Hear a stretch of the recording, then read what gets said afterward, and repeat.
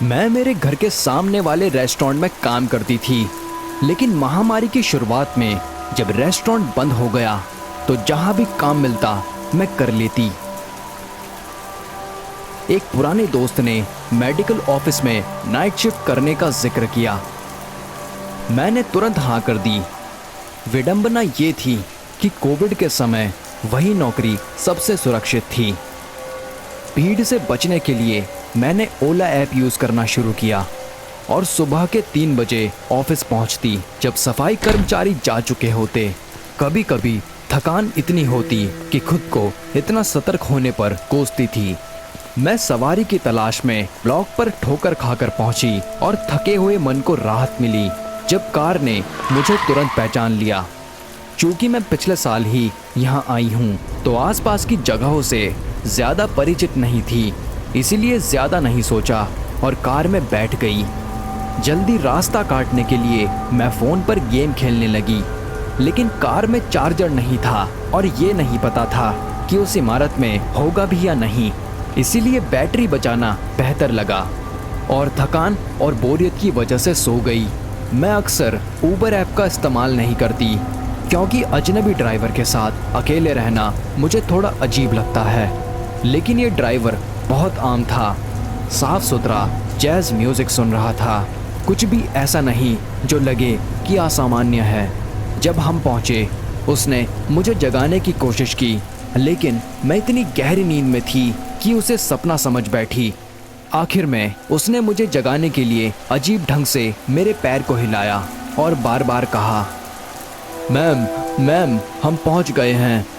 मैं थोड़ी शर्मिंदा थी कि इतनी गहरी नींद में चली गई, तो बस जल्दी से धन्यवाद कहा और कार से उतरकर इमारत की ओर बढ़ गई। आसपास नज़र डाली तो समझ आया कि ऑफिस पार्क वैसा नहीं था जैसा मैंने सोचा था। ये एक स्ट्रिप मॉल जैसा लग रहा था, लेकिन सामने की इमारत आधी टूटी फूटी थी और अंदर की ओर अंधेरा पसरा था। जितना अंदर जाती गई उतनी ही जोर से मन में डर की घंटियां बजने लगी। मैंने सोचा था कि रात में कुछ लाइटें बंद होंगी, लेकिन पूरी इमारत अंधेरे में थी। मैंने खुद को समझाया कि शायद रिनोवेशन चल रहा है, कुछ ही मिनट बीते होंगे, लेकिन ऐसा लग रहा था जैसे बहुत समय हो गया हो। हर तरफ बस बिल्डिंग मटेरियल्स, बंद दरवाजे और टूटी खिड़कियां थी। मुझे यकीन होने लगा था कि शायद पता गलत है। मैंने फ़ोन निकाला, एयरप्लेन मोड को हटाया, लेकिन सिग्नल बहुत कम था।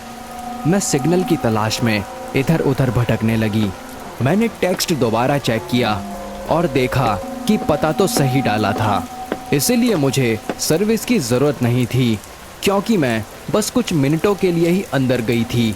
लगा ड्राइवर से बात कर लेती हूँ ताकि वो वहीं से सवारी जारी रखे और मुझे दूसरी राइड बुक करने की ज़रूरत ना पड़े, क्योंकि गलती उसी की थी। नेटवर्क धीमा था, ऐप खुलने में समय लग रहा था। तभी मैंने नीचे से कुछ सरसराहट की आवाज़ सुनी। मैं सबसे ऊपर थी और केवल एक ही सीढ़ी जानती थी। इतनी रात को उस सुनसान बिल्डिंग में किसी अनजान व्यक्ति से बिना सामना किए निकलना अब मुश्किल लग रहा था। मुझे लगा कि शायद वो सिर्फ कोई नशेड़ी है और मैं उससे बचने की कोशिश नहीं करना चाहती थी। मैंने अपने दोस्तों को लोकेशन और 911 पर कॉल करने की रिक्वेस्ट वाला मैसेज भेजने की कोशिश की, लेकिन मैसेज भेजा ही नहीं जा रहा था।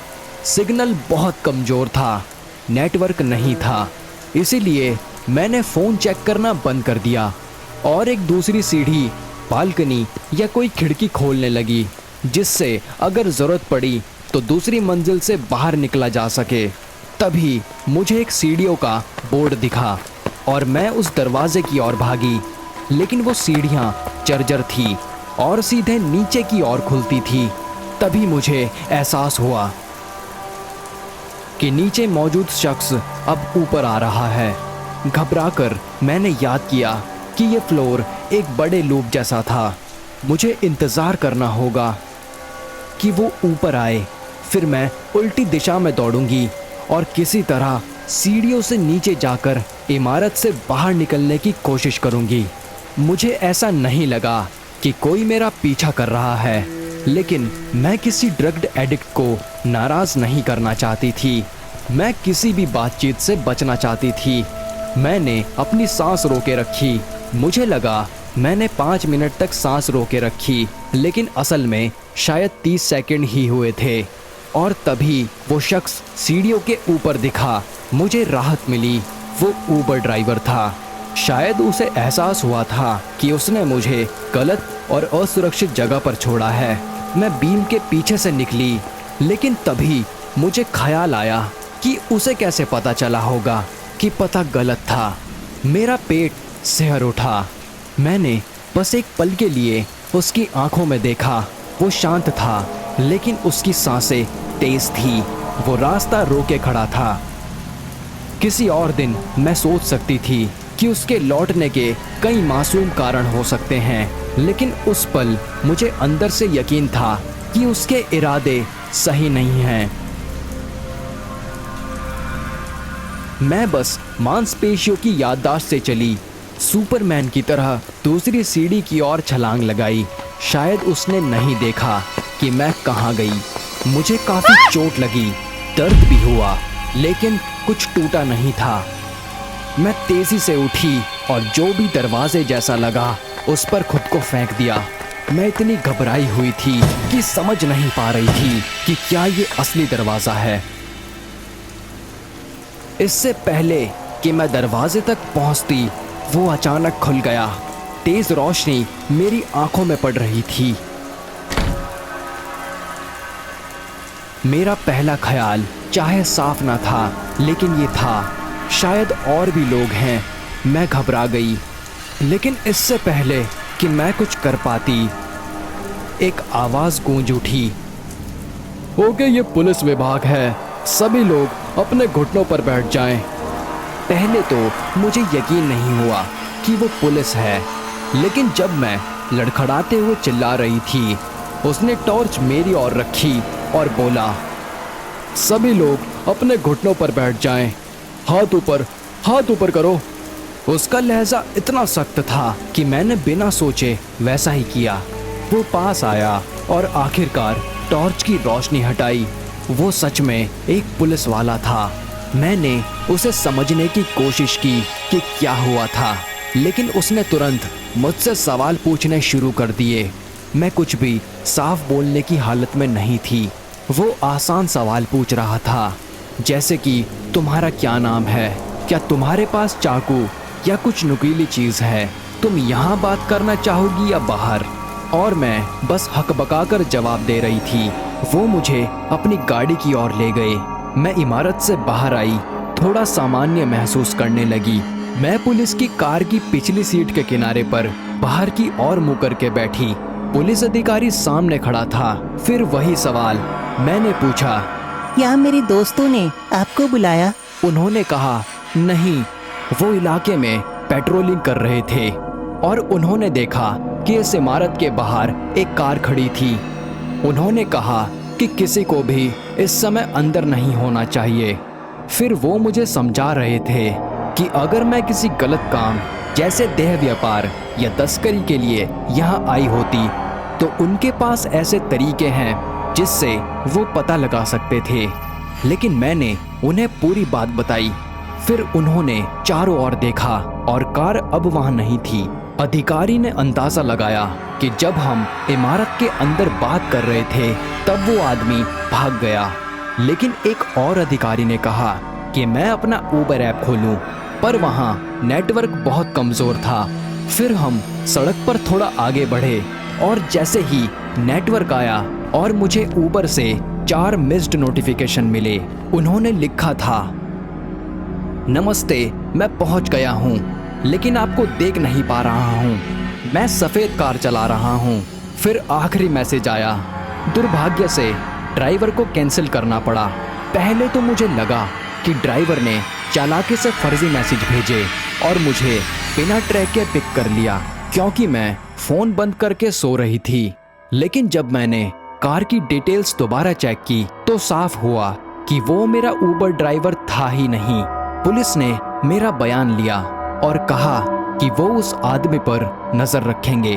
मैं सिर्फ इतना बता पाई, कोरे रंग की स्किन, भूरे बाल और जिप अप स्वेट शर्ट पहने था। शायद उसने ऐसा हुड पहना था जो शहर में बहुत से लोग पहनते हैं।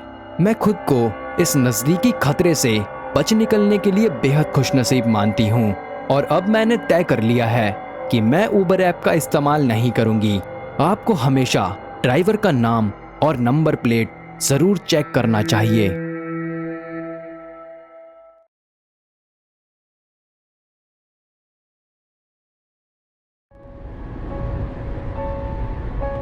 मैं सप्ताह की शुरुआत में बिजनेस ट्रिप से लौट रहा था। मुफ्त उड़ान लेने के बजाय मैंने वहां थोड़ा समय खुद के लिए निकालकर छोटी छुट्टी मनाने का सोचा। हालांकि लंबी ड्राइविंग मेरे लिए नया अनुभव था। मैं 10 घंटे तक गाड़ी चलाता रहा, वो भी बीच में होटल में रुककर। लेकिन ये रोड ट्रिप करीब 20 घंटे लंबी थी और मैंने सिर्फ एक ही होटल बुक किया था। मैंने पहले कभी इतनी लंबी ड्राइविंग नहीं की थी, फिर भी मुझे नहीं लगा कि मैं नहीं कर पाऊंगा। शुरुआत में सब ठीक था, शहर, कस्बे और कई कारें साथ थी। लेकिन जैसे जैसे मैं आगे बढ़ा, कारें कम होती गई और आसपास के शहर भी गायब होने लगे। सड़क के दोनों तरफ सिर्फ घास के मैदान और घने जंगल थे। शाम 5 बजे हल्की बारिश शुरू हुई जो धीरे धीरे तेज होती गई। बारिश इतनी तेज हो गई कि आगे देखना मुश्किल था और लगता था जैसे जंगली इलाके में बढ़ने के साथ बारिश और भी बढ़ रही थी। मुझे लगा था कि सूरज डूबने से पहले बारिश रुक जाएगी, लेकिन ऐसा नहीं हुआ।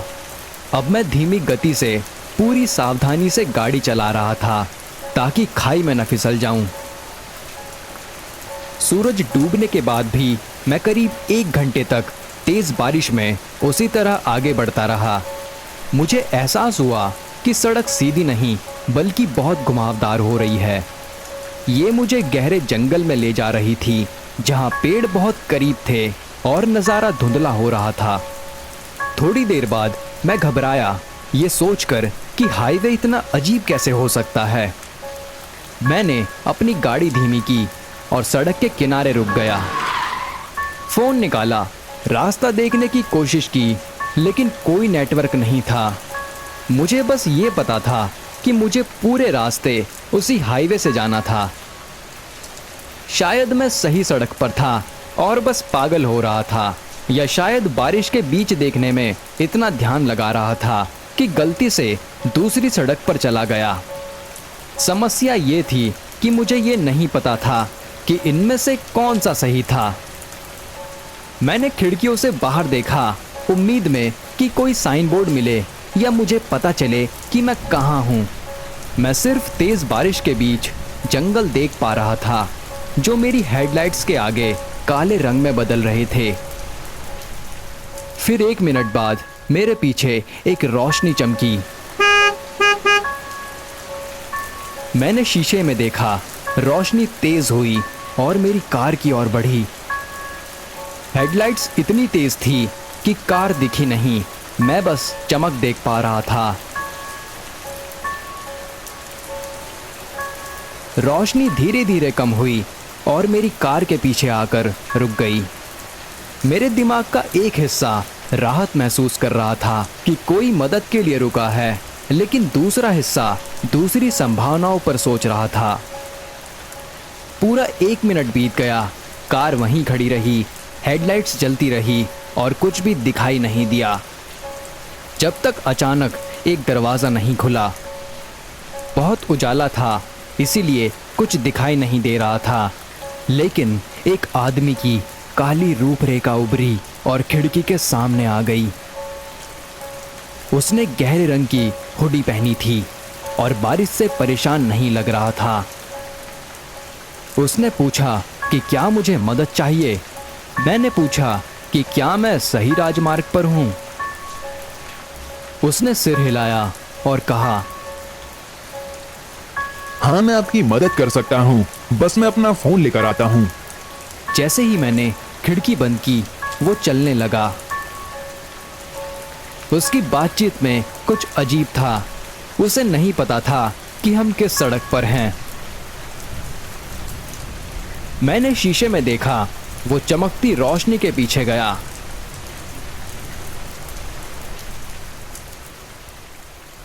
फिर कुछ पलों तक कार में इधर उधर कुछ करता दिखा।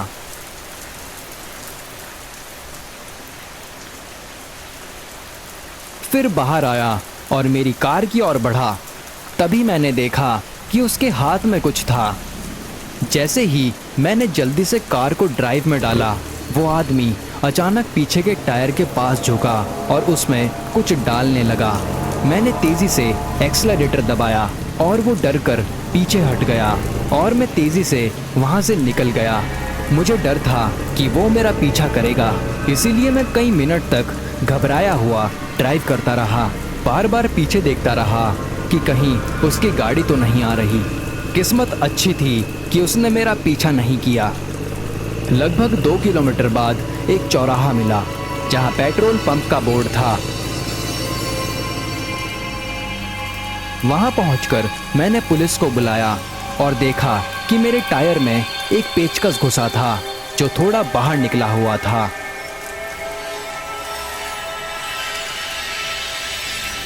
शायद वही वजह थी कि मैं ब्रेक लगे बिना बचकर निकल पाया।